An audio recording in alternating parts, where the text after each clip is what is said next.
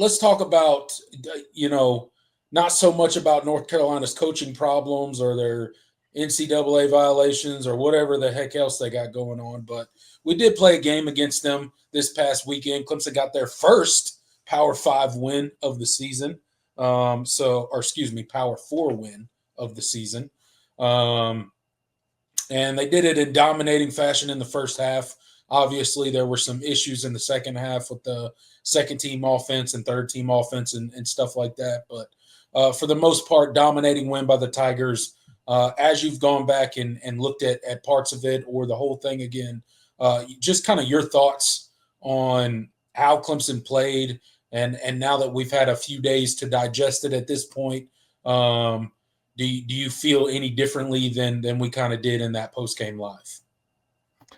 I feel a little bit better still. This team is good enough to make a bad team look bad. I think, offensively, it was nice to see Cade making the right reads and making the right throws. I mean, we can comment on some of the accuracy and maybe how fast he went. He got the ball out sometimes, and how accurate the ball was, but at the end of the day, like, he was making the correct throws. I didn't have too many issues with his decision making on Saturday, and I think that's the biggest thing. He played point guard. He got the ball to the playmakers, and they made plays.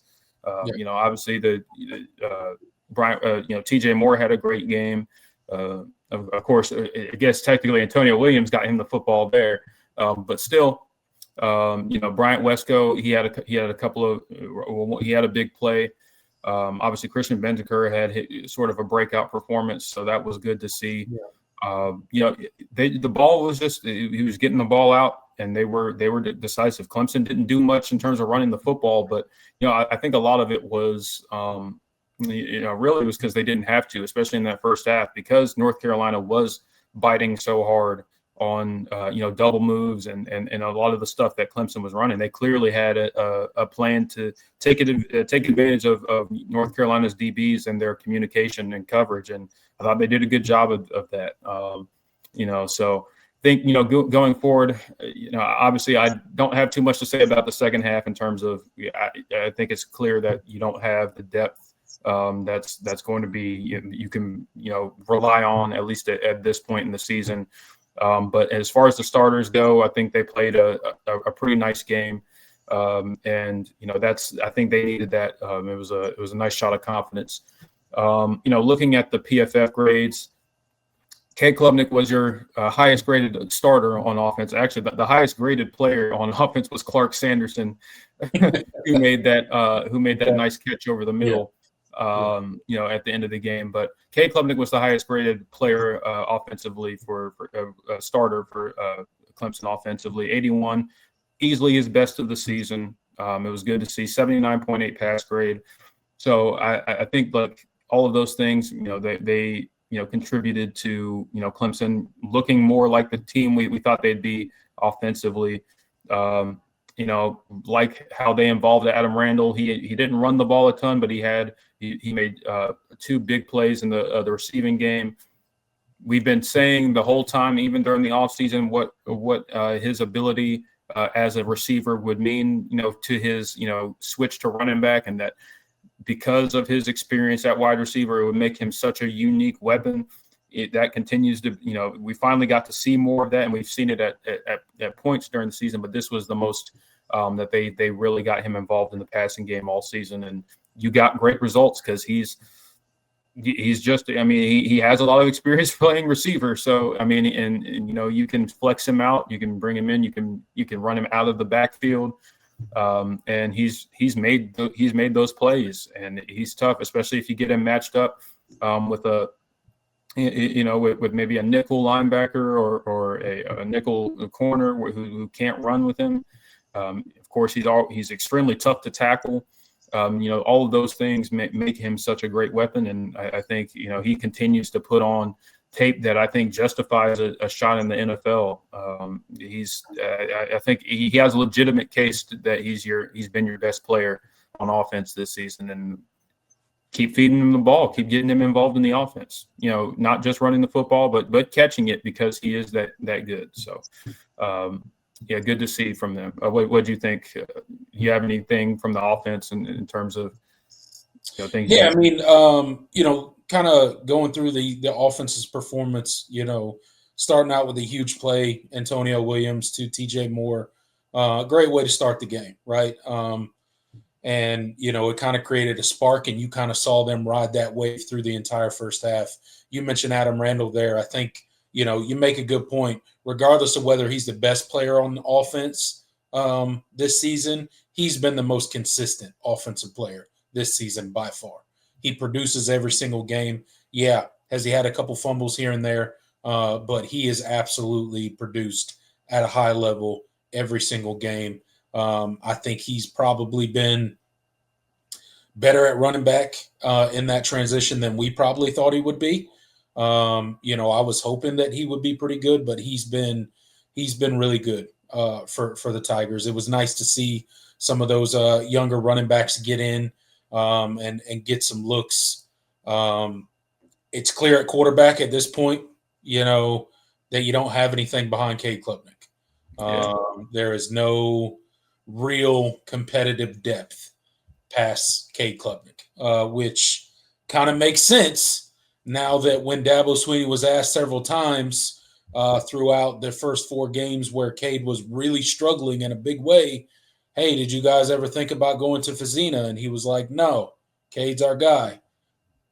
I think we all found out on Saturday why they never thought about giving Chris Fazina a real look out there in those first 4 games. So that's unfortunate for the future of Clemson, but we're kind of right here present in the season right now. One of the things that we kind of talked about going into the North Carolina game, Jordan, and one of the things that I said I wanted to see was Garrett Riley help Cade out. Cade has clearly been Mr. Happy Feet in the pocket all season. He's been very unsettled. He's been very unsure of what he's seeing. He's been very unsure of the blocking and just overall confidence at a low for the first 4 games of the season, right? So going into the game, I talked a lot about, hey, this is Garrett Riley's job. He has to get Cade comfortable. He's got to give him some easy throws. We need to get our playmakers the ball out in space and just let them work. And that's exactly what happened for large amounts of that first half. You're getting TJ Moore out in space, working. Tristan Smith, you're getting Adam Randall, so on and so. You're getting your playmakers the ball out in space. And you saw what happens when you give those guys an opportunity. They make people miss. Christian Bentaker scoring several touchdown passes, making guys miss, looking athletic out there. So, I thought Garrett Riley did a good job of that in the first half. I thought Cade did a good job in the first half of just delivering the ball on time, trusting what he's seeing, and it resulted in kind of an offensive explosion in the first half. Now, with all that said, yes, it was against North Carolina. Yes, North Carolina might be the worst Power 4 team in the entire country. That very well may be the case. But at the end of the day, Clemson just needed to see the ball go through the hoop, right? They needed to see a shot drop for them. They needed to feel that confidence and that joy on the sideline again. And I think that's what the first half provided. When your second and third string started getting in that third quarter, fourth quarter, offense got kind of bogged down, made a couple drives, but also made some mistakes. They didn't finish well. But again, it was nice to see just a little bit of momentum on that sideline, just a little bit of momentum when it comes to the offense not looking like you're trying to pull teeth just to get a first down, which is what it's looked like for much of the season. So it was nice to see. What can you really pull from it for the rest of the season? Nothing really, other than, okay, we had a good game. We had a good half. The starters went out there and they beat a bad team badly. But again, That's the first time we've seen Clemson do that this year. So now we know that this team is capable of beating a bad team badly. Now let's see if they're capable of beating, a better team. We'll see.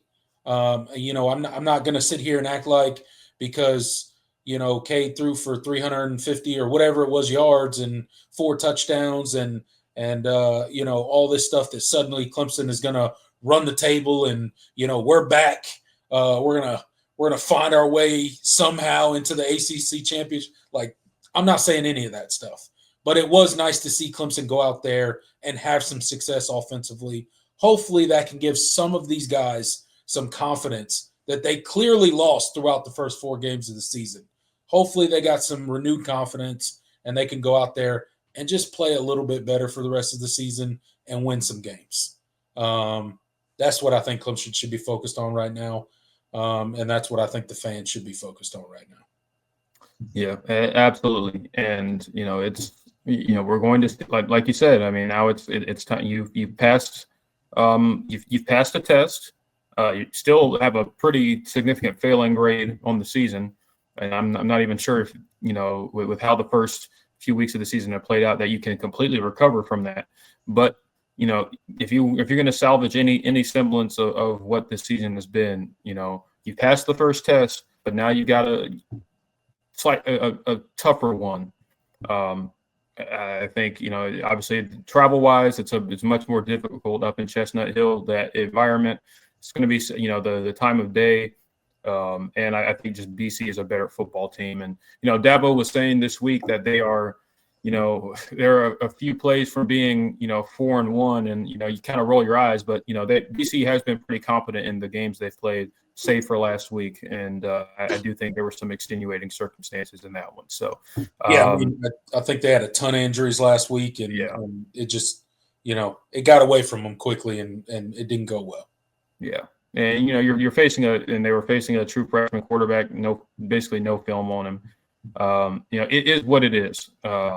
I think BC's probably better than that performance showed. We'll see how many of those guys they get back this week. But anyway, this is another test. If you take care of business here, maybe we can start talking about building a little bit of momentum. That's it is a real thing in college football, because next Saturday you're facing significantly stiffer competition in SMU at home. So you need to be able to put on some good tape and this week and feel confidence heading into that game.